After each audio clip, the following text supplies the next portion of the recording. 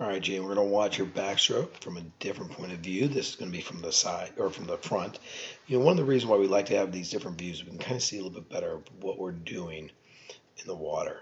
On the one side, it looks like you had kind of bent elbows here. That's a good straight arm recovery on that right side. So while I thought you were bending your elbows a little bit on the right, here it looks nice and straight. And it could just be a difference in the view, but it could also just be a difference in what you're doing at each time. So we'll kind of see what that left hand looks like.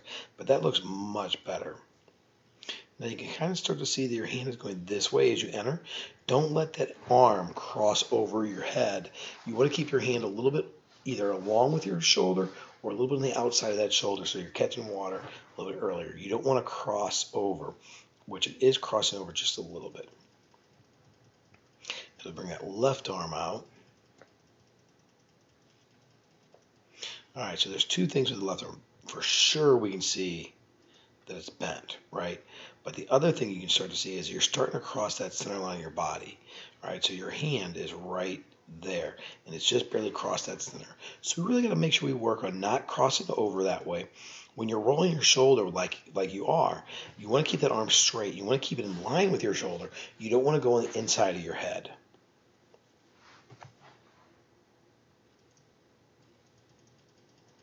And because you kind of crossed over, you can see that hand bad line.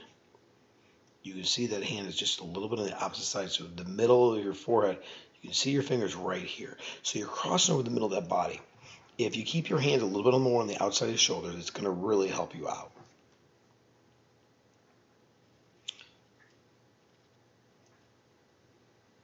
Again, with that wrist thing, you're not really getting a full pull with that. So we do got to make sure we really work on that wrist.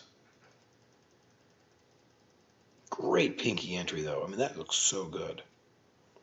Yeah. So as we get closer, you can kind of see how far over you're going.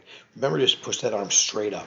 One of the reasons why we do that straight arm recovery drill is we want you to know where the body position should be, and it's that shoulder being up. So good job, but let's work on that a little bit better. You can see your kick all the way through. Great job of catching the water with your pinkies. We do like where your head or where your hands are entering. That's so good. All right, here as we come into the turn, now see here on that last one, see I'm kind of rushing through to get to your turn, and what we see is you did bend your elbow there. Just kind of want to show it to you.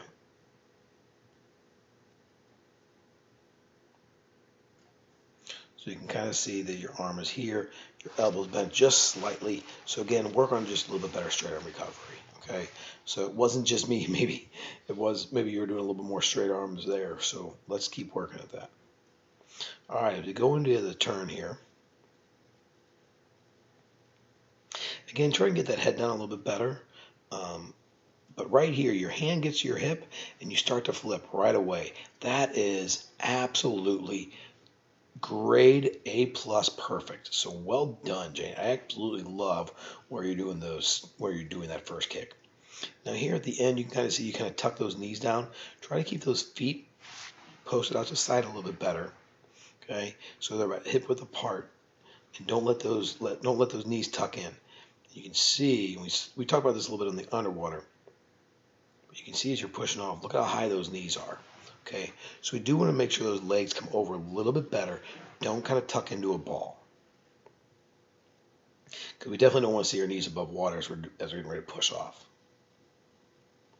And again, you want to make sure you're waiting for about 2 seconds, not 3, 2 seconds before you start that first kick. You're definitely starting that first kick just a little bit earlier than we'd like. But once you start dolphin kicking, man, that's so good, Jane.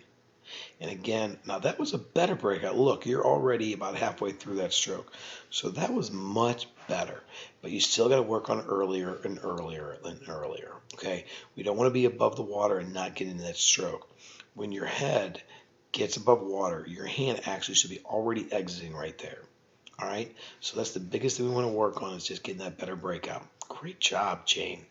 Oh, we do want to work on straight arm recovery too, but the breakout is also important. So both things, keep working on them, okay? Great job, Jane.